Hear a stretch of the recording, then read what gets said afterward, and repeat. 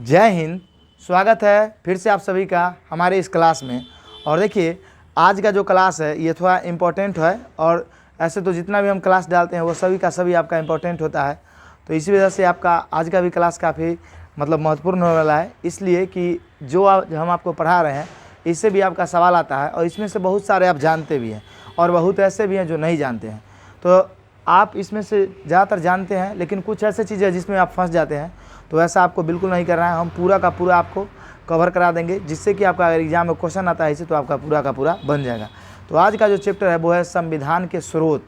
मतलब हमारे संविधान के अंदर बहुत सारी चीज़ें जिसको शामिल किया गया है, और दरोगा के एग्जाम में देखा गया है कि जब भी आपका एग्जाम होता है तो 2 क्वेश्चन यहाँ से श्योर बनता है। आप जाके प्रीवियस से उलट लीजिए और जाके देखिए, आपको खुद ब खुद पता चल जाएगा, समझे। तो चलिए आज हम शुरुआत करते हैं क्लास का। और ये क्लास खास इसलिए है कि आज अभी हम शूट कर रहे हैं और अभी का भी डालेंगे, ये दिन में शूट कर रहे हैं, नाइट में नहीं, समझे। तो चलिए, और कैसा आपको अभी का क्लास लगता है ये भी आप ज़रूर बताइएगा, मतलब नाइट की अपेक्षा। तो देखिए बिहार दरोगा क्लास में आपका ये संविधान का स्रोत आप समझेंगे। संविधान के स्रोत को समझने से पहले थोड़ी चीज़ों को हम समझते हैं। देखिए अगर हम संविधान की बात करते हैं तो हमारा संविधान को उधारों का संविधान भी कहा जाता है। क्या कहा जाता है? उधारों का संविधान, या सबसे विश्व का सबसे बड़ा लिखित संविधान, है कि नहीं, ये 2 चीज़। और हमारा जो संविधान है वो लचीला एवं कठोर संविधान। ये तीनों शब्द हम जो मौखिक बोले हैं ये तीनों आपका एग्जाम में पूछा हुआ है, तो आप याद रखिएगा। लचीला एवं कठोर संविधान, सबसे बड़ा लिखित संविधान, समझे। उसके बाद उधारों का संविधान, समझे। इस बात को आप तीनों को तीनों ध्यान में रखिएगा, नहीं तो कॉपी में नोट कर लीजिएगा, क्योंकि बोर्ड पर ये सब बात लिखा नहीं जाता है। अगर हम बात करते हैं संविधान का, तो देखिए संविधान के अंदर कई चीज़ों को शामिल किया गया है आपका, और शामिल करने के आधार पर हमारा संविधान उधारों का संविधान इसलिए किया जाता है कि कहीं ना कहीं हमारे संविधान के ऊपर काफ़ी अन्य देशों का ही प्रभाव है। अपना बहुत कम शामिल किया हुआ है, अन्य देशों से ही ज़्यादा लिया गया है, इसलिए इसको हम उधारों का संविधान कहते हैं। तो देखिए जब संविधान का निर्माण होना था, क्या होना था? संविधान का निर्माण, तो हमारे संविधान वेताओं ने, जो विद्वान थे, उन लोगों ने कहा कि हम अपने संविधान के अंदर तो बहुत चीज़ शामिल करेंगे ही, लेकिन अन्य देश दुनिया में जो चल रहा है उसको भी हम अपने संविधान के अंदर शामिल करेंगे। तो इसके लिए क्या हुआ कि संविधान वेताओं ने अलग अलग देशों के संविधानों का अध्ययन किया। क्या किया? अध्ययन किया। और इस तरह से इन लोगों ने 60 देशों के संविधान का अध्ययन किया। कितने देश? 60 देशों का। और जब इन विद्वानों ने 60 देशों के संविधान का अध्ययन किया तब पाया कि इसमें से 10 देश ऐसे हैं जिसके संविधान की बातों को हम अपने भारत के संविधान में इंक्लूड करेंगे, समझे। तो इस तरह से आपका क्या किया गया, 10 देशों के कॉन्स्टिट्यूशन को हमारे कॉन्स्टिट्यूशन में, संविधान में शामिल किया गया। तो 10 देशों का क्या किया गया? आपका अध्ययन किया गया। क्या किया गया? अध्ययन। लेकिन शामिल कितना देशों को किया गया? 10 देशों को। तो आशा करते हैं कि इतना चीज़ आप समझ गए होंगे। तो अब आ जाते हैं हम स्रोत के बात पे। तो देखिए हमारे संविधान का जो स्रोत है वो 2 चीज़ों पर डिपेंड करता है। कितनी चीज़ों पर डिपेंड करता है? 2 चीज़ों पर। एक आपका है आंतरिक स्रोत। क्या है? आंतरिक स्रोत। और एक है आपका क्या? बाह्य स्रोत। तो सर आंतरिक और बाह्य मतलब क्या है? तो आंतरिक की बात करते हैं तो ये देखिए आंतरिक स्रोत का मतलब ये है कि जब ब्रिटिश हम पे राज कर रहे थे तो उन लोगों ने कुछ ना कुछ हम पे नियम कानून थोपा था, है कि नहीं। और जो नियम कानून को उन लोगों ने थोपा था उसको हम एक्ट या चार्टर के नाम से जानते हैं। क्या जानते हैं? देखिए कभी कभी आपका गाड़ी का शोर जाएगा तो उसके लिए कोई दिक्कत नहीं, समझे। तो उन लोगों ने क्या किया था कि हम लोगों पे जो नियम थोपा था उसको अधिनियम या चार्टर के नाम से जानते हैं। तो वो आपका देखिएगा अधिनियम 1773 के रेगुलेटिंग से शुरू हुआ और भारत स्वतंत्रता अधिनियम 1947 तक चलता रहा, समझे। और यहाँ से भी क्वेश्चन आपका दरोगा जब मन तब 2 या 3 प्रश्न पूछता है। तो आप ये बताइएगा कि रेगुलेटिंग आपका जो संविधान संविधान के जो एक्ट है, अधिनियम है, इसका भी हम आपको क्लास करवा दे, क्योंकि इसमें 80% बच्चे ऐसे होते हैं जिनको समझ में नहीं आता कि एक्ट कितना भारी होता है। हम आपको ऐसा ट्रिक की वाई पढ़ा देंगे कि आपको सब दिन याद रहेगा, उसके बाद किसी को आप पढ़ा भी दीजिएगा और एग्जाम को तो छोड़ ही दीजिए, समझे। तो आप कहिएगा तो अगला वीडियो हम आपका एक्ट का ही आन देंगे, क्योंकि वहाँ से भी 2 से 3 प्रश्न प्रीवियस से जाके उलटिए। 1833 का चार्टर एक्ट, 1813 का चार्टर एक्ट, उसके बाद 1935 का अधिनियम, भारत शासन अधिनियम 1919, इन सभी से आपका क्वेश्चन पूछा गया है। तो इसका भी हमको क्लास लाएंगे, आप जरूर बताइएगा कमेंट बॉक्स में। तो अगर हम बात करते हैं तो देखिए आंतरिक स्रोत ये रहा जो अंग्रेजों ने हम लोगों पे शासन किया, क्योंकि अंदर का ही बात था, यही शासन किया, उसी चीज़ों को हम लोगों ने अपना लिया। तो जो इन लोगों ने नियम कानून इसमें लाया चार्टर एक्ट और अधिनियम में, उस अधिनियम और चार्टर एक्टों में से कुछ बातों को हमारे संविधान में शामिल कर लिया गया। तो ये क्या हो गया आपका आंतरिक स्रोत। आशा करते हैं आपको समझ में आ गया होगा।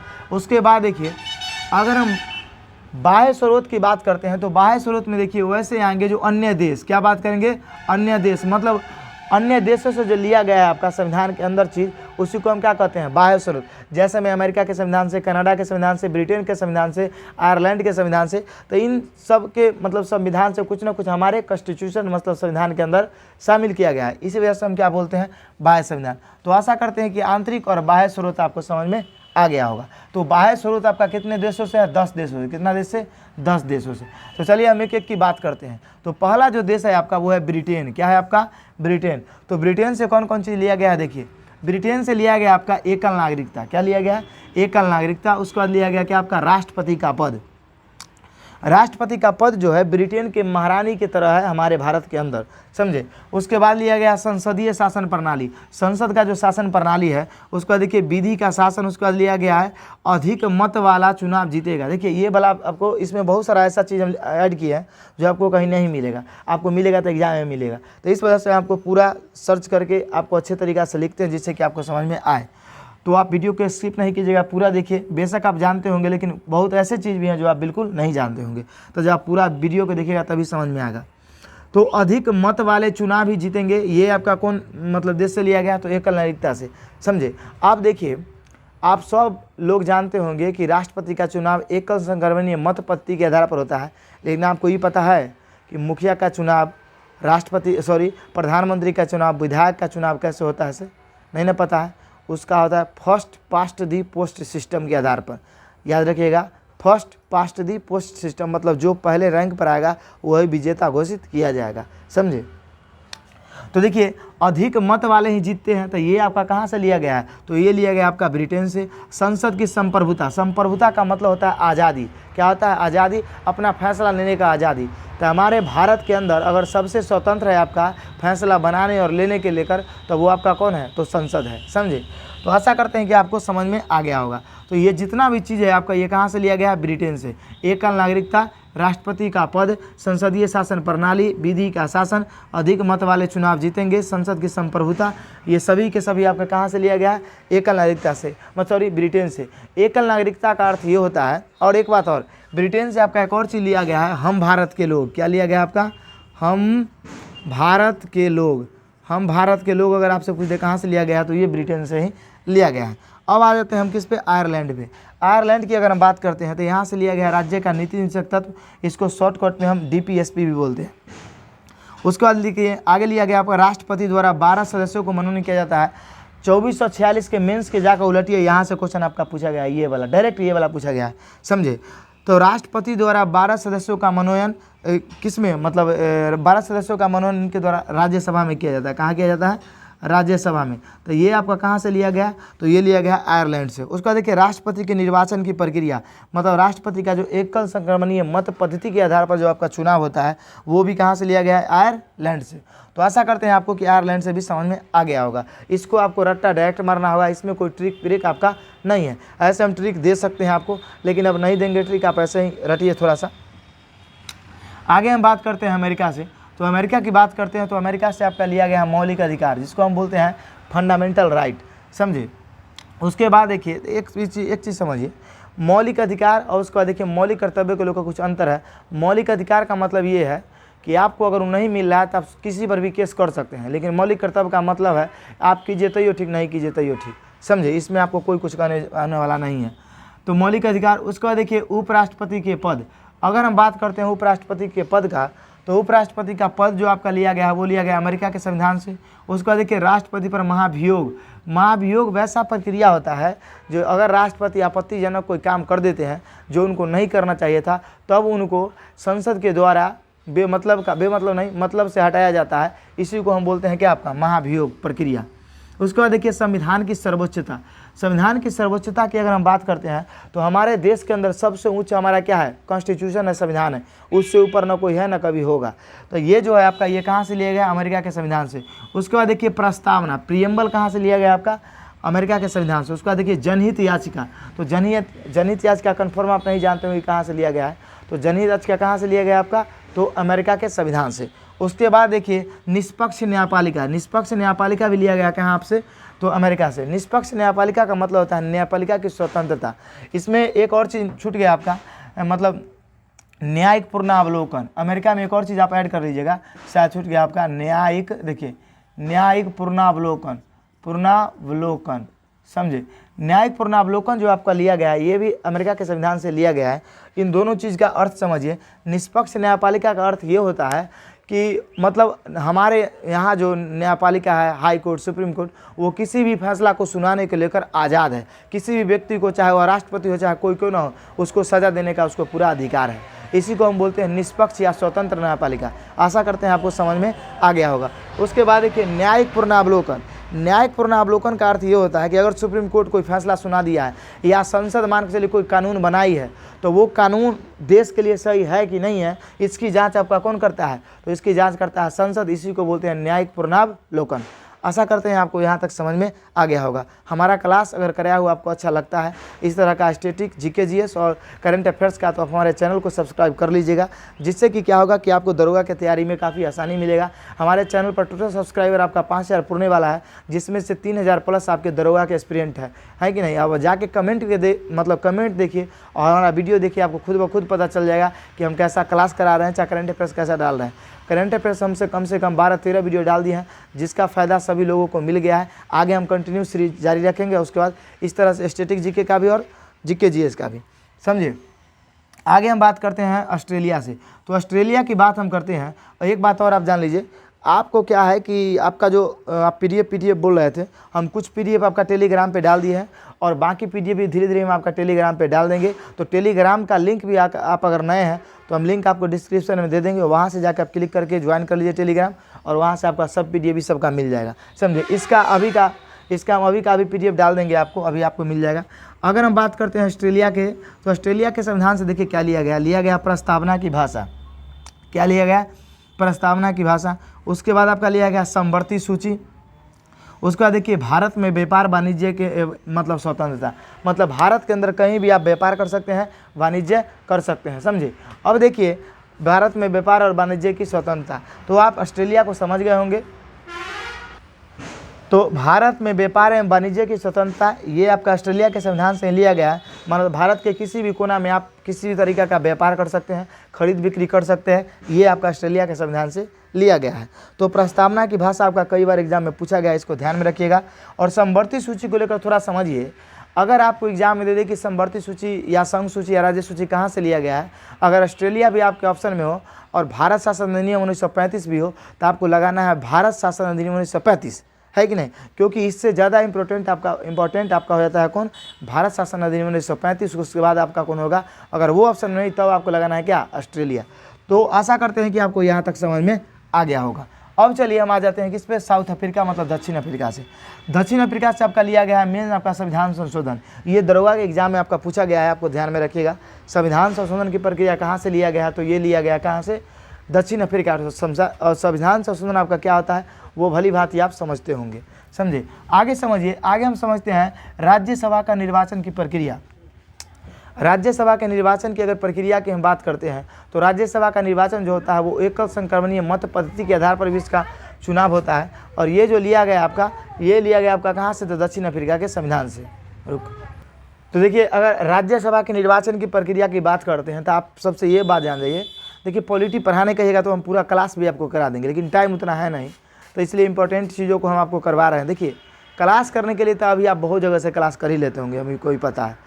जब आप मेरे चैनल को बहुत ज़्यादा सपोर्ट करने लगिएगा, जब हम आगे कुछ बढ़ेंगे तो व्यवस्था मेरे पास बहुत ज़्यादा हो जाएगा। जानते हैं हम आपके लिए वीडियो मतलब बहुत जिल्लत से बनाते हैं, समझे। ऐसे आपको लगता होगा कि सर सब चीज़ तो सही चल रहा है, लेकिन इसके पीछे बहुत मेहनत होता है सर, है कि नहीं।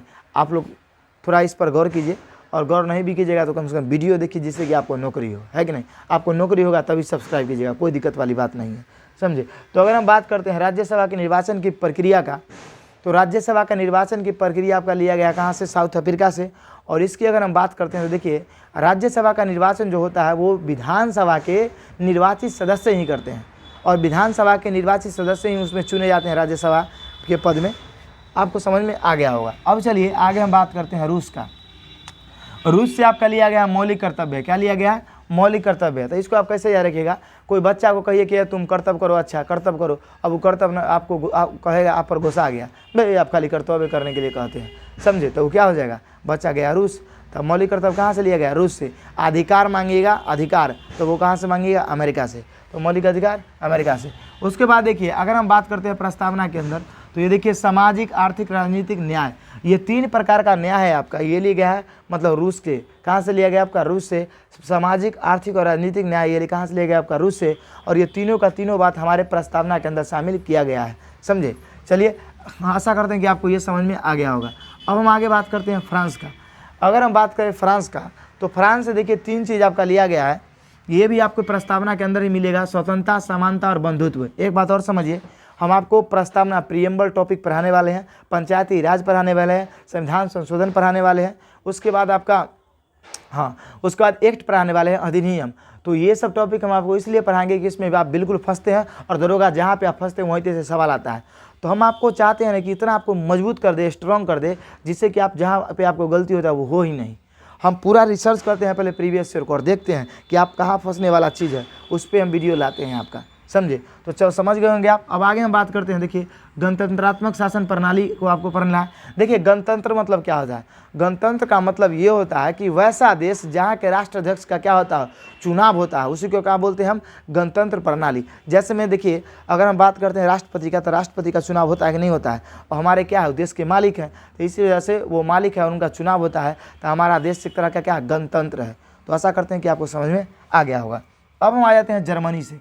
जर्मनी की बात करते हैं तो यहाँ से लिया गया आपका आपातकाल के दौरान मौलिक अधिकार पर प्रभाव।